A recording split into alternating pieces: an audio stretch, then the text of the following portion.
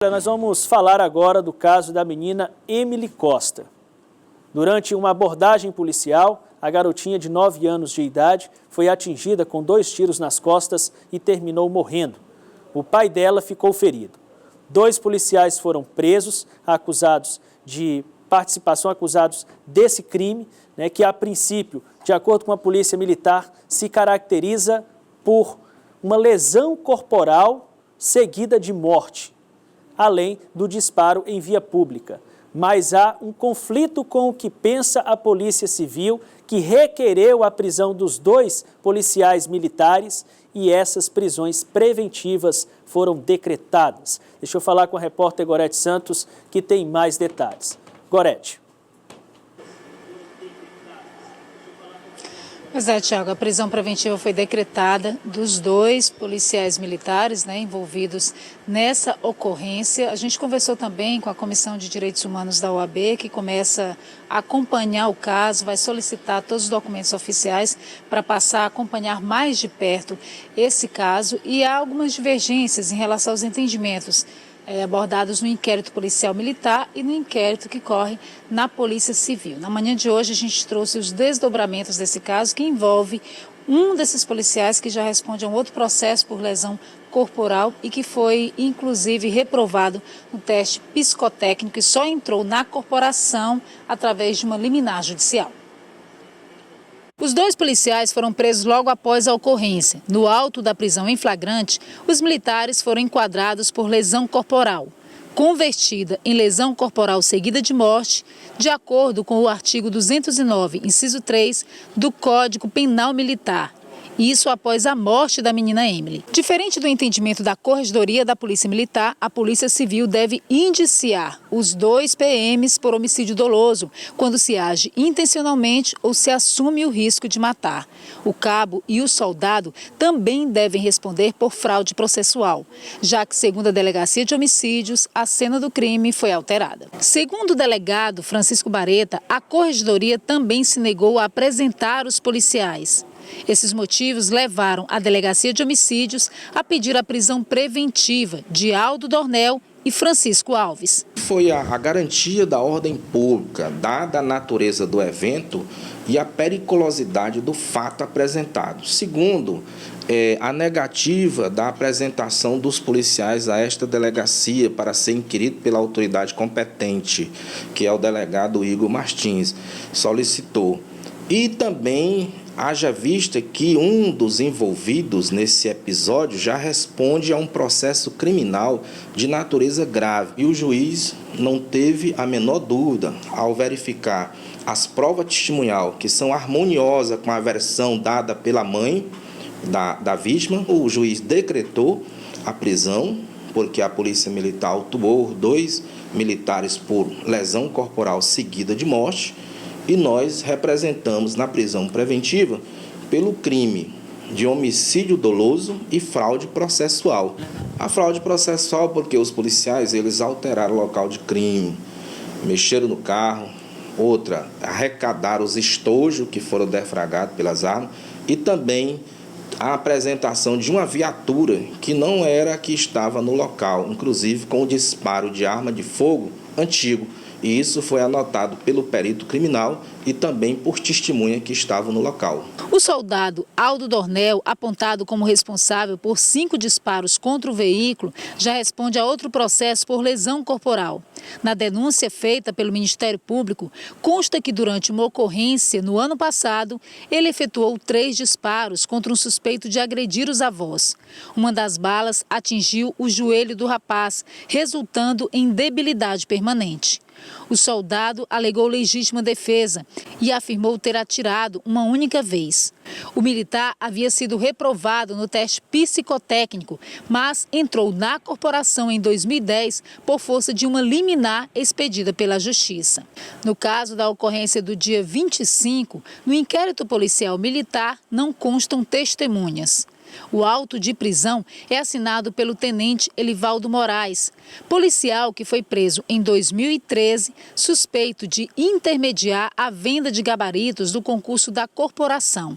A Comissão de Direitos Humanos da OAB diz que vai acompanhar os desdobramentos da abordagem que terminou na morte de Emily e entende que o procedimento adotado até o momento pela Corregedoria pode pôr em risco a lisura da investigação. A OAB pretende fazer esse acompanhamento, porque a gente não pode permitir que a força da corporação, né, ou seja, a proteção aos policiais que fizeram a abordagem, impeça que o caso seja apurado com devido rigor e que se dê a punição adequada a quem cometeu um crime.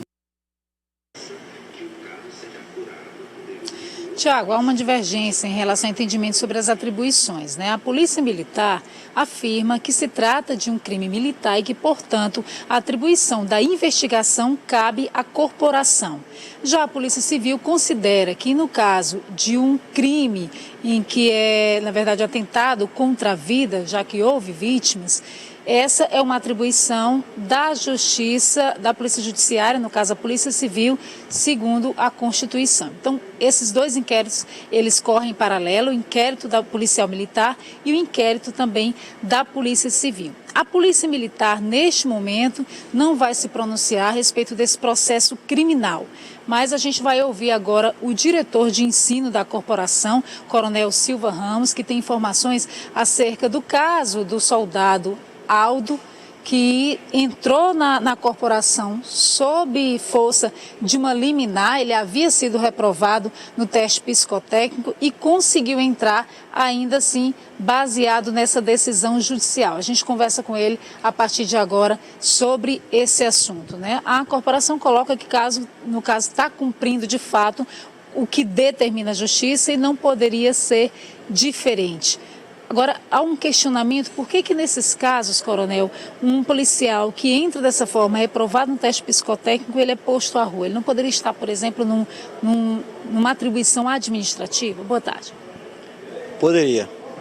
Assim como qualquer um de nós que passou regularmente ou que ingressou regularmente na corporação, tem a competência funcional de tanto estar na atividade operacional como na atividade administrativa. Porém, nesses casos em particular, é necessário que a Justiça taxe as limitações, sob pena de que qualquer comandante de unidade, em limitar esse policial que se encontra nessa situação por força liminar, de forma simplesmente administrativa, se ele alegar que passou em todas as etapas seguintes do concurso, portanto nomeado, nós não podemos, a bel prazer, ou pelo simples ato administrativo, limitar a ação dele.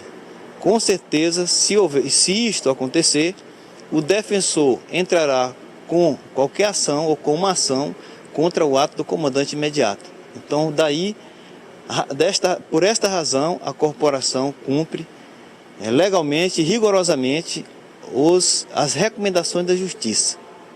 O Tiago tem uma pergunta. Pois não, Tiago? Coronel, boa tarde, muito obrigado por atender a TV Cidade Verde. A minha pergunta é que nós tivemos a informação também de que essa liminar que assegurava ao policial o direito de compor os quadros da Polícia Militar já havia caído, que haveria uma decisão judicial derrubando essa liminar. Procede essa informação? Até o presente momento, na qualidade de diretor de ensino, inclusive em conversa com a assessoria do comandante-geral, a corporação não foi notificada do resultado desse processo. E assim que a corporação for notificada, nós não temos dúvida que será cumprido rigorosamente. Isso todos nós temos que entender, que todos os atos decorrentes de qualquer ação judicial, as partes têm que ser notificadas. A partir da notificação, se a corporação não tomar as providências devidas, o comandante-geral ou a autoridade que receber responderá pela omissão da decisão que deverá tomar. Portanto, repito, não chegou nem na diretoria de ensino, uma vez que se trata lá, na raiz da coisa está o ingresso, e nem chegou ao gabinete do comando qualquer resultado de cassação de liminar. E tão logo chega, não temos dúvida que cumpriremos integralmente com a recomendação da Justiça e encaminharemos o resultado de um relatório, através de relatório, para o chefe do Executivo, para que seja cassado o ato de nomeação. Coronel, o senhor me informava, inclusive, que o soldado Aldo Dornel, ele não ficou reprovado apenas no teste psicotécnico, né? Houve outras etapas também para as quais ele foi considerado inapto, assim como muitos outros policiais hoje na corporação. Isso é algo que tem preocupado a Polícia Militar? Bem, só uma pequena ratificação. Em se tratando do soldado Aldo, o que eu tenho em mãos, enquanto diretor de ensino, é simplesmente o resultado do exame psicotécnico. No entanto, neste último certame que nós acabamos de receber os candidatos, cuja homologação da matrícula é a competência da nossa diretoria, recebi 4 liminares.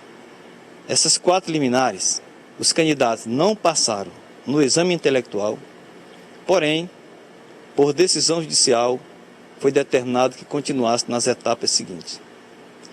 Feito o exame médico, foram considerados aptos no exame médico e encaminhados para o teste físico, 2 dos quais não passaram no teste físico. Novamente entraram com a nova ação e a Justiça determinou que prosseguisse no certame. Foram para o exame psicológico. Nenhum dos 4 foram aprovados, ou seja, considerados inaptos. E mais uma vez a Justiça determinou que eles prosseguissem no certame.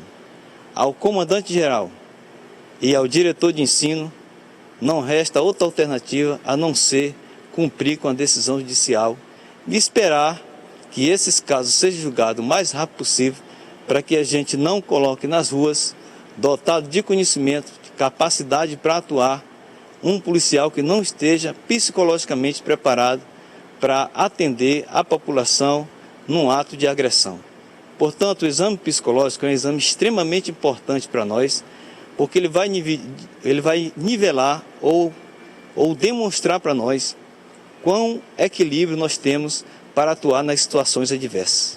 O Tiago tem mais uma pergunta, pois não, Tiago? Olha, Gorete, essa revelação que o Coronel Silva Ramos faz realmente eu considero gravíssima. Quer dizer, o candidato não passou em apenas uma etapa, ele não passou, tem candidato que não passou em 2 etapas.